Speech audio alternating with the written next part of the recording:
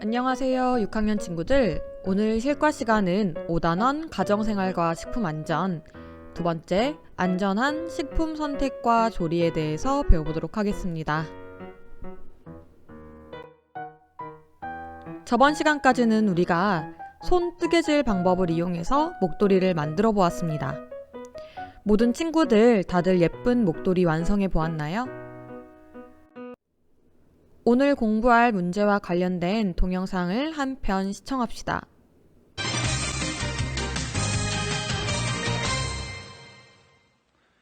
일 인 가구의 증가로 집에서 간단하게 조리할 수 있는 가정 간편식 소비가 늘었는데요. 보건당국이 전국 가정 간편식 제조업체를 점검해 식품위생법을 위반한 업체 70곳을 적발했습니다. 박찬 기자가 보도합니다. 요즘 편의점에는 간편하게 먹기 좋은 도시락이 많습니다. 대학생 고태원 씨는 일주일에 4-5번 도시락 등으로 점심을 해결합니다. 냉장고는 텅 비어 있습니다. 물 대부분 채워놓고 그냥 먹을 거는 시켜 먹거나 아니면 밖에서 사가지고 와서 먹고 그래요.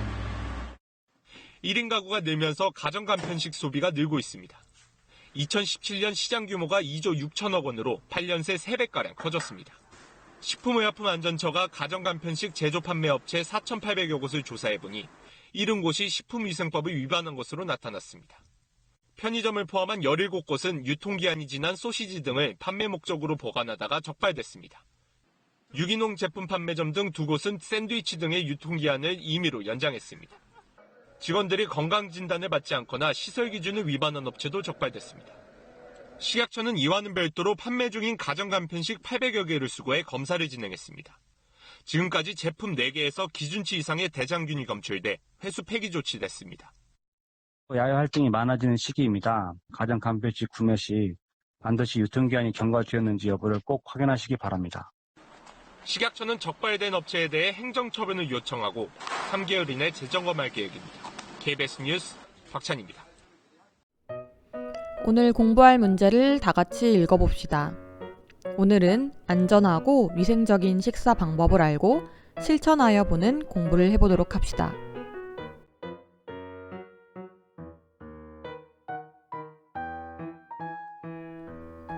먼저 안전하고 위생적인 식사를 선택하는 방법에 대해서 알아봅시다.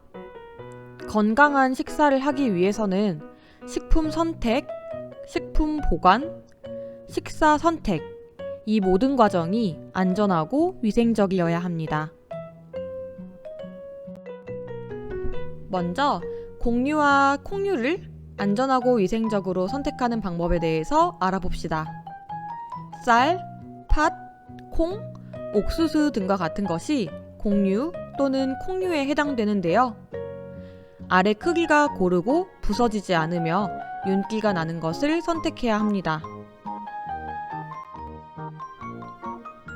닭고기, 돼지고기, 소고기 등과 같은 육류는 불쾌한 냄새가 나지 않고 소고기는 붉은색, 돼지고기는 분홍색 또는 선홍색을 띠는 것을 선택하는 것이 좋습니다.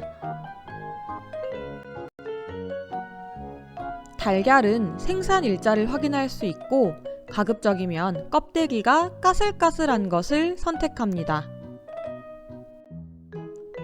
채소나 과일을 선택할 때는 제철에 생산되고 상처가 없고 색과 향이 좋은 것을 선택합니다. 생선이나 조개 같은 어패류를 고를 때 생선은 아가미가 신선하고 살이 단단한 것을 고르고 조개는 입이 열려있지 않고 광택이 있는 것을 선택합니다. 여러분이 가장 많이 접하는 식품은 가공식품이죠. 이 가공식품 고르는 방법에 대해서 알아볼까요? 포장지가 뜯겨 있지 않고 식품 표시 내용이 명확하게 표기되어 있는 것을 선택해야 합니다. 그렇다면 식품 표시 내용에는 어떤 것들이 있을까요? 먼저 유통기한이 있습니다. 유통기한은 식품이 시중 또는 시장에 유통될 수 있는 기간을 의미하는데요. 가급적이면 유통기한이 넉넉하게 남아있는 가공식품을 선택하는 것이 좋습니다. 다음으로 가공식품에는 영양 성분과 함량이 들어 있습니다. 식품에 들어있는 영양 성분의 종류와 함량을 나타낸 것이죠. 우리가 5학년 때 배웠던 탄수화물, 단백질, 지방 등과 같은 영양소가 이곳에 표시되어 있는 거예요. 또 일일 영양 성분 기준치에 대한 비율이 나타나 있는데요. 이는 하루에 먹어야 할 영양소 중 몇 %를 이 식품이 가지고 있는지 보여주는 비율입니다. 또 가공식품에는 햇섭 마크가 있는데요. 이 햇섭 마크는 과학적이고 위생적인 과정을 거쳐서 생산된 식품에만 식약처에서 부여하는 마크입니다. 우리가 가공식품을 고를 때 이 마크가 있는 가공식품을 고르는 것이 훨씬 더 위생적이겠죠? 그리고 꼭 원재료와 이 함량에 대해서 나타나 있습니다. 이 식품을 만들 때 어떤 재료를 사용했고, 이 식품의 재료가 어디에서 왔고, 얼마나 함유되어 있는지 나타낸 것을 의미합니다. 코로나 시대 때 마트 혹은 시장에서 많이 발견하는 이런 즉석 조리식품, 여러분도 많이 접해보았죠?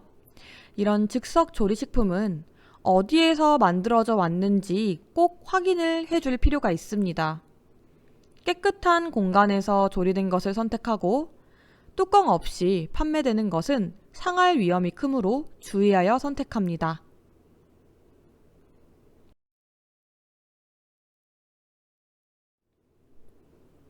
지금까지 선생님과 함께 식품을 선택하는 방법을 알아봤다면 이번 활동에서는 식품을 어떻게 보관하면 좋을지에 대해서 생각해 봅시다. 우리가 가지고 있는 냉장고는 냉동실 그리고 냉장실이 있는데요.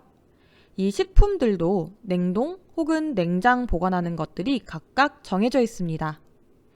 어떤 식품들을 냉장 보관하고 어떤 식품들을 냉동 보관해야 하는지 선생님과 함께 살펴봅시다. 먼저 냉동 보관해야 하는 식품에 대해서 살펴봅시다.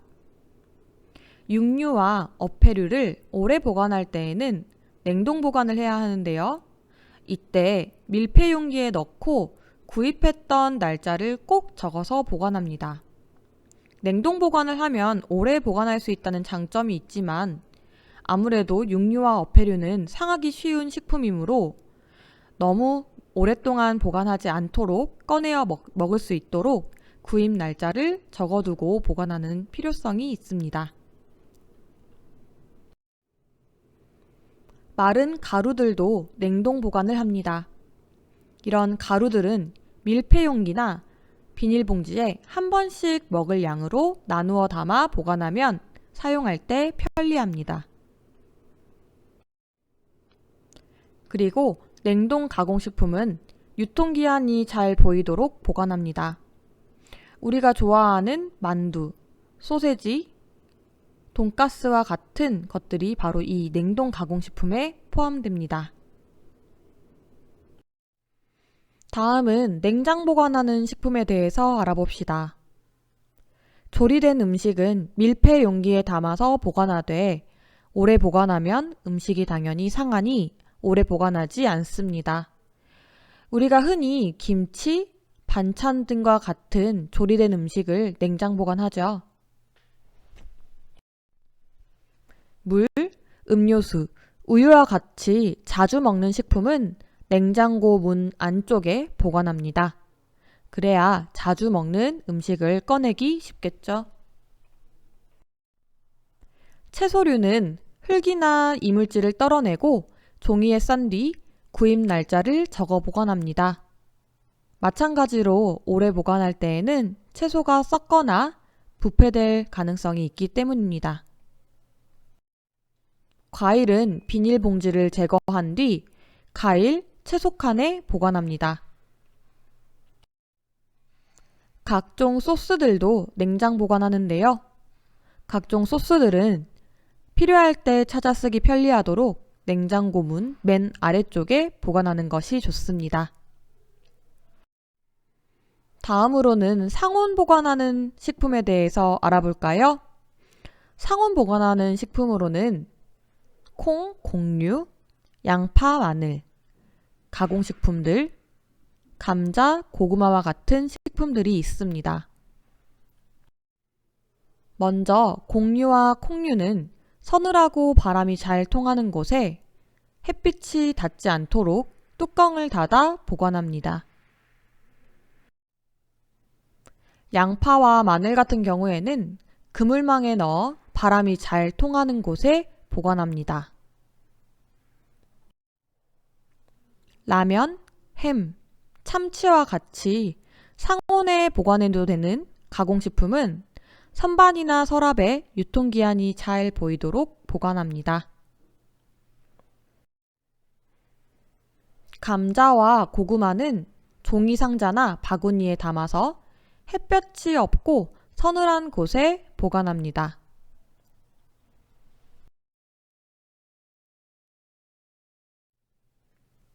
식품을 선택하고 보관하는 방법까지 알아보았으니 이번에는 안전하고 위생적인 식사를 선택하는 방법에 대해서 알아봅시다. 먼저 익히거나 끓인 음식을 선택하는 것이 좋습니다. 재료를 온전하게 익히지 않았을 경우에는 재료가 부패해서 건강에 해한 영향을 끼칠 수 있기 때문입니다. 그렇기 때문에 꼭 익히거나 팔팔 끓인 음식을 선택하는 것이 좋습니다. 그리고 알레르기를 유발하는 식품이 있는지 확인합니다. 내 몸과 맞지 않는 식품 알레르기는 굉장히 많은 종류가 있습니다. 이 많은 알레르기 중에서 내가 해당되는 것이 있는지 살펴보고 알레르기 유발 가능성이 있는 재료들은 섭취하지 않는 것이 좋습니다. 앞에 선생님이 띄워놓은 사진에는 우리나라 사람들이 많이 가지고 있는 식품 알레르기인데요. 혹시 나도 가지고 있지 않은지 부모님과 함께 체크해 보세요. 셋째로 어린이 식품안전보호구역을 확인합니다. 어린이 식품안전보호구역은 학교 혹은 학교 경계선으로부터 직선거리 200m의 범위에서 지정하는 구역을 말합니다. 이 구역에서는 영양과 질이 낮은 불량식품이 판매되지 않도록 관리를 하는 것이죠. 그렇기 때문에 우리도 식품을 선택할 때 이 구역 안에서 판매되는 식품인지 다시 한번 확인하는 것이 필요합니다. 넷째, 포장되지 않은 길거리 음식은 주의해서 선택합니다.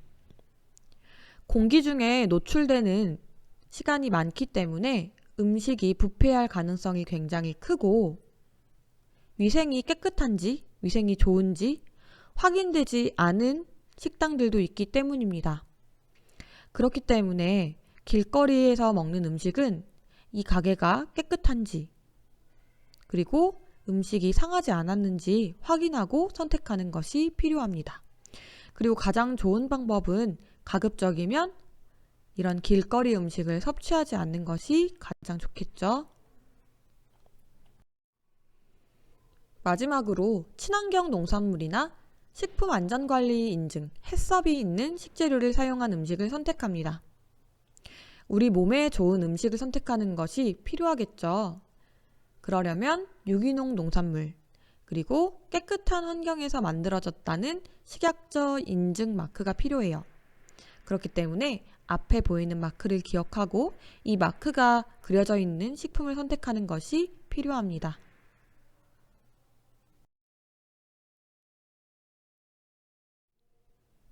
마지막 활동은 한 그릇 음식 알아보기입니다. 한 그릇 음식이란 여러 가지 식품을 한 그릇에 담아 한 끼 식사로 먹을 수 있는 음식을 의미합니다. 반찬이 필요 없이 한 그릇의 음식만 먹어도 배부르게 영양소를 모두 보충하면서 먹을 수 있는 식단을 의미합니다. 밥으로 만든 한 그릇 음식에는 대표적으로 비빔밥, 유부초밥, 밥버거 등이 있습니다. 빵으로 만든 대표적인 한 그릇 음식도 있는데요. 샌드위치, 햄버거가 해당됩니다. 코로나 상황이 아니었다면 선생님과 함께 학교에서 한 그릇 음식을 만들어 보았을 거예요. 그런데 지금 우리가 처한 상황은 음식을 학교에서 만들 수 없으니 과제로 대체하도록 하겠습니다. 만들고 싶은 한 그릇 음식을 한 가지 정하고 만드는 방법을 인터넷 혹은 부모님과 함께 익힌 뒤 주말에 집에서 만들어 봅시다. 그리고 가능한 친구들은 인증샷을 찍어서 클래스팅에 올려봅시다. 내가 만들고 싶은 한 그릇 음식을 한 가지 정했다면 계획하고 조리 실습을 준비해 봅시다. 실과 교과서 98쪽을 참고하면 좋습니다. 그리고 선생님이 지금 사진으로 보여주는 조리 실습 계획서를 참고해도 좋습니다. 모두들 균형 잡힌 식사의 조건을 고려하고 안전하고 위생적으로 조리할 수 있도록 한 그릇 음식 만들기를 실천해 봅시다. 우리가 음식을 만들기 전에 꼭 알아야 하는 것이 두 가지 있는데요. 먼저 칼 사용하는 방법을 알아보아야 합니다. 선생님과 함께 만개의 레시피 유튜브에 나오는 칼 사용법을 익혀봅시다. 칼을 놓으실 때 위치는 이거 절대 안 됩니다. 이것도 절대 안 되세요. 반드시 도마 위로 칼이 올라가 있으셔야 합니다. 왜냐면 지나다니다가 칼을 툭 치거나 해서 떨어뜨리면 제일 위험한 건 본인이세요. 그래서 칼은 항상 칼 도마 위에 가로로 놓여 있는 게 제일 좋게 이렇게 놔두시고요. 칼질을 하실 때 원래 처음에 연필 잡아가지고 잘못 잡으시면 절대 붙이기 힘드시잖아요. 칼질도 역시 똑같으세요. 칼은 위험하지 않게 쓰기 위해서 칼질하는 법을 배우는 거거든요. 그래서 배우시고 조금씩 연습해가지고 하시면 나중에 칼질하시는 게 정말 수월하실 거예요. 칼은 손잡이만 잡으시면 절대 안 되시고요. 칼알을 좀 잡아주셔야 되세요. 그래서 안전하게 칼알을 두 손가락으로 먼저 잡으시고요. 나머지 세 손가락이 남잖아요. 이건 가볍게 칼자루를 잡아주시면 되세요. 이렇게 해가지고 잡으시고 뭐 올려놓으시거나 이건 상관없으시지만 칼날과 칼목을 같이 잡아주셔야 한다는 거 잊지 마시고요. 이렇게 잡으시고 그러면 이제 칼이 있는데 나머지 보통은 많이 이렇게들 하시죠. 그러면 칼끝과 내 손이 만나는 부분이 손톱이 되시면 안 되세요. 그러시면 내가 너무 급하게 칼질을 하다가 손톱을 자르실 수 있겠죠. 그러면 손톱과 만나지 않도록 이 아이들을 구부려가지고 칼 등과 만나도록 하셔야 합니다. 그러면 손가락이 칼 등과 만나도록 최소한 요 정도에서 여기까지 만나도록 하고요. 재료가 있잖아요. 나머지 두 손가락으로 재료를 잡아주시면 되세요. 그래서 이제 양파를 좀 볼까요? 양파를 잡으실 때 잡고 두 손가락으로 잡고 재료 위에 손을 동그랗게 올려놔 주시면 되세요.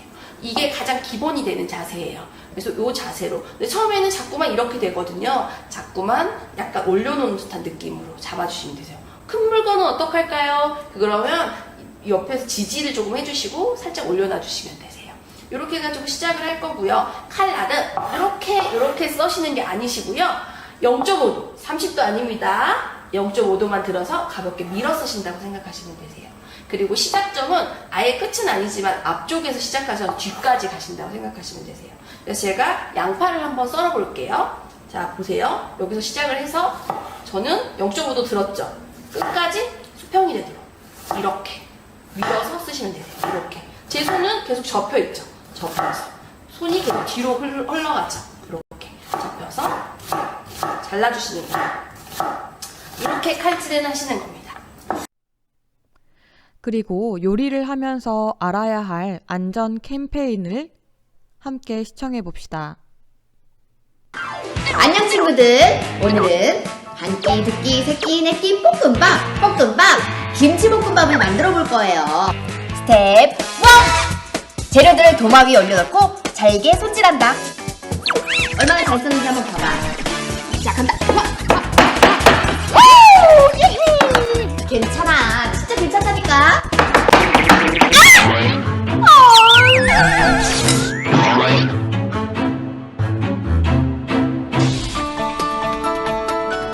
주방에서 발생하는 안전사고 중 가장 많이 발생하는 사고는 베이거나 찔리는 상해사고, 날카로운 칼을 부주의하게 사용하다가 큰 상해를 입을 수 있습니다. 따라서 미끄럽지 않은 도마를 사용해야 하고 음식을 자를 때 무리하게 힘을 주지 않도록 주의해야 하며 가급적 안전용 부엌칼을 사용하는 것도 사고를 예방하는 좋은 방법입니다. 스텝 2. 손질한 재료들은 팬에 볶아준다.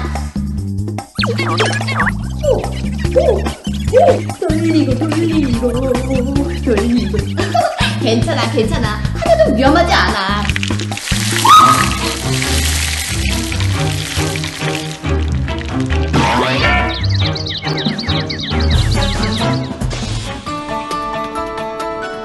기름이 끓는 온도는 약 380도.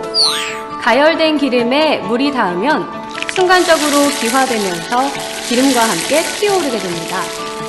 이런 고온의 기름이 몸에 닿는다면 크게 다칠 수 있겠죠? 조리 시에 프라이팬을 사용할 경우 사용하기 전에 물기를 잘 닦아줘야 하고 조리 중 기름이나 음식물이 쏟아지지 않도록 주의해야 합니다. 스텝 3. 요리를 접시에 담아 마무리한다. 고기 좋은 떡이 맛도 좋다는 얘기가 있잖아. 예쁜 접시에다 음식을 한번 담아볼까? 접시 차례로 고! 얘들아, 이 접시 어때? 좋아. 괜찮지?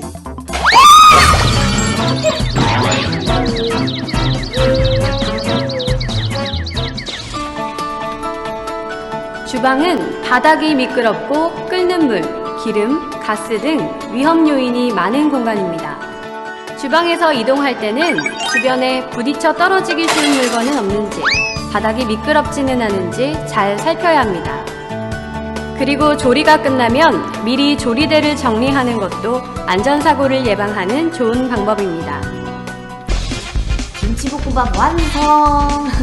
정말 맛있겠지? 괜찮아 하면 괜찮아? 하게 됩니다.